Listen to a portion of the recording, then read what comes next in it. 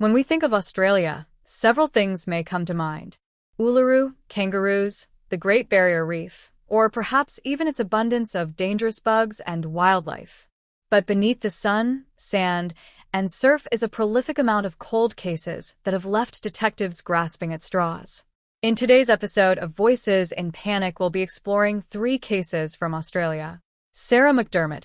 Born in the Scottish Highlands on November 15, 1966, Sarah McDermott was 20 years old when she joined her family, including her parents, Peter and Sheila, in emigrating to Australia in 1987. Described as a young woman who loved music and clothes and who embraced her mixed heritage, Sarah was well-liked, had a solid group of friends, and a great relationship with her family.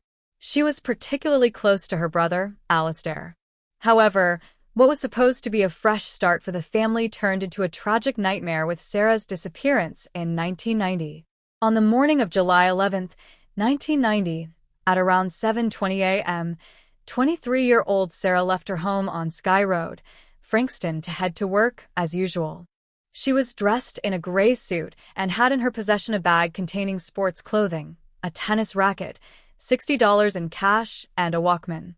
After a busy day, Sarah left her workplace at 5:10 p.m. and joined her friends for a few games of tennis at what was then known as Flinders Park in Batman Avenue, East Melbourne.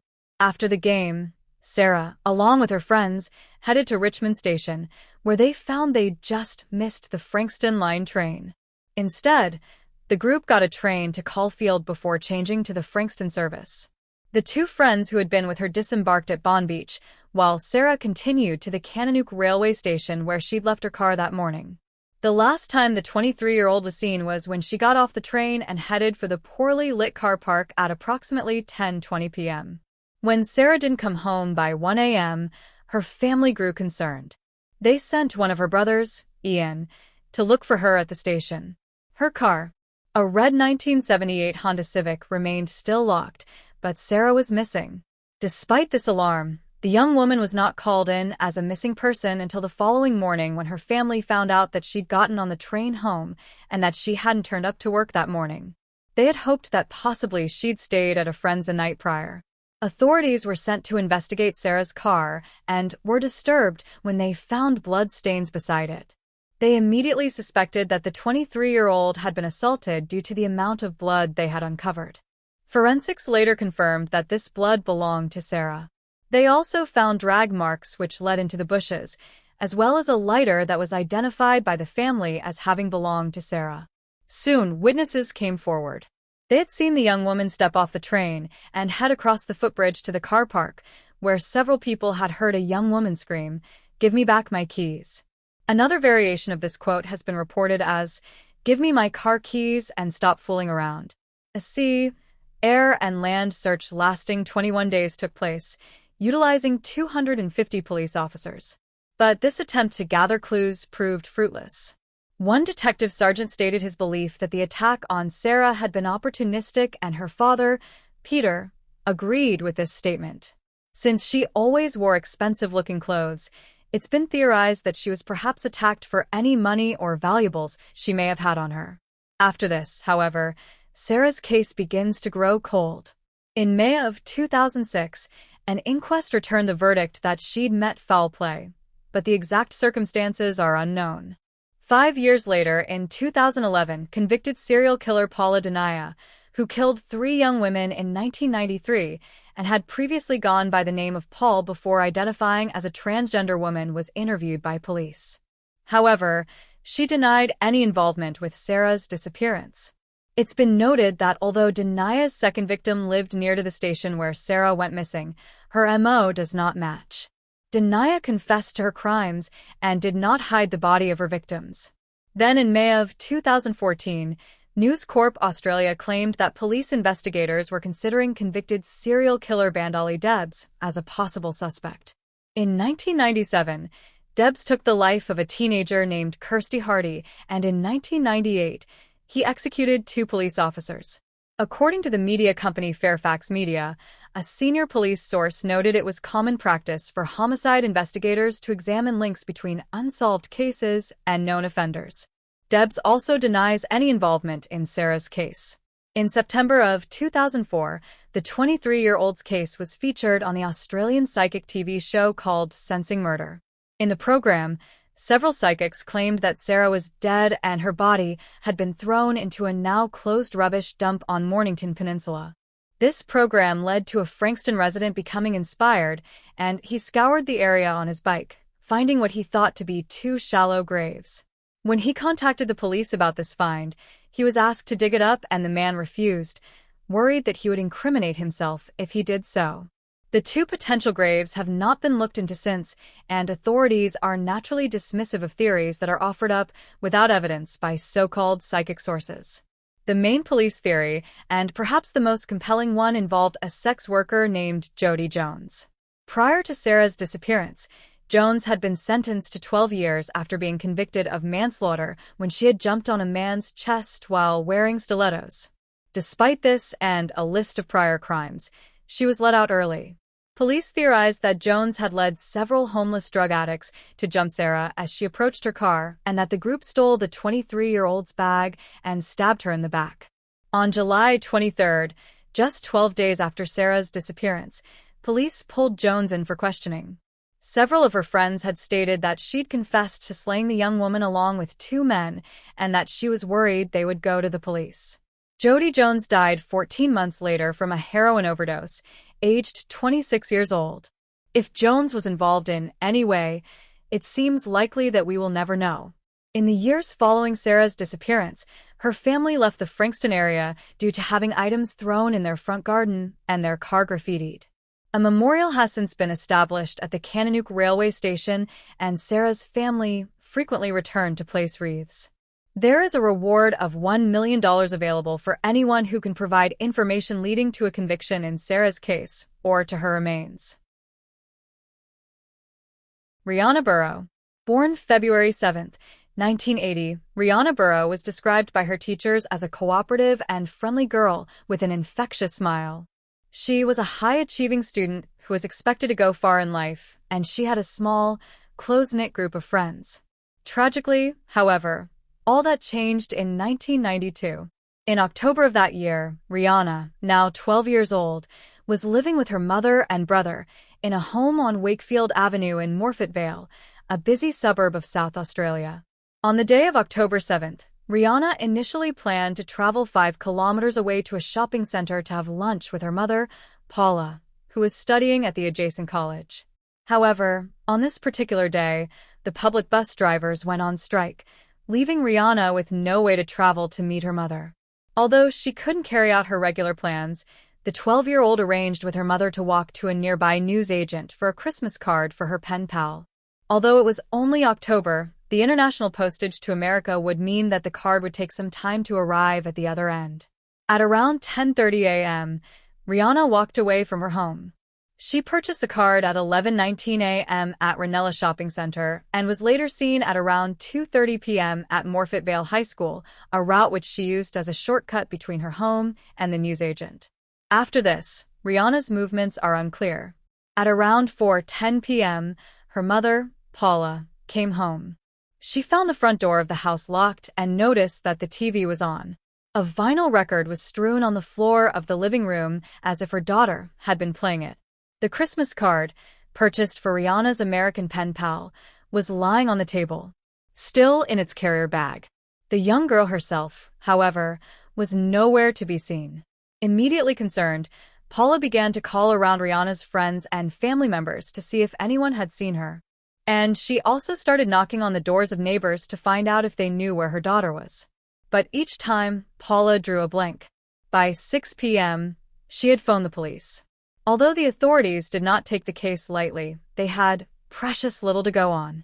Paula made several appeals to the public, asking for help in locating her daughter, while Rihanna's father, Leon, flew from his home in Queensland to help with the search.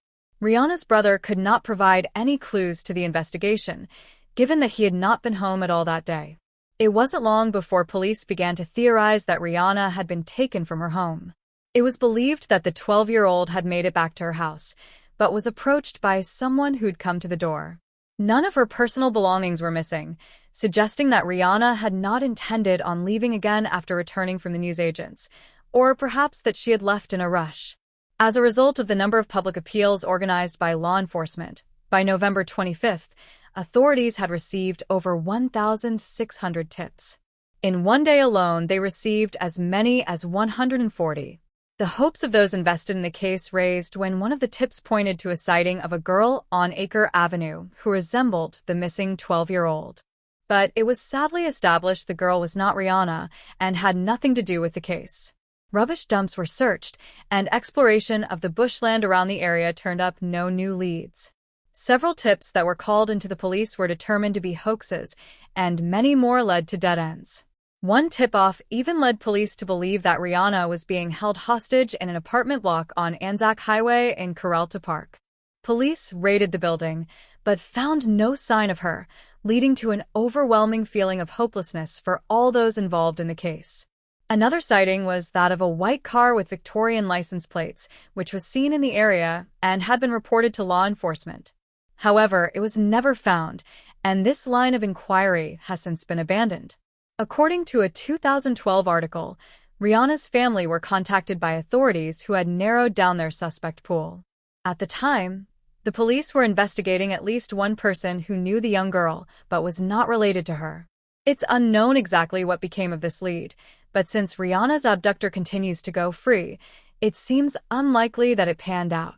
One local paper named The Advertiser printed a story that detailed how a man found a set of keys on Highway Drive, just a few hundred meters from Rihanna's home. The keys matched the description of those the young girl was thought to have on her at the time of her disappearance. The unidentified man called police from a payphone across the road. However, he claimed that when he returned to the scene, the keys were gone.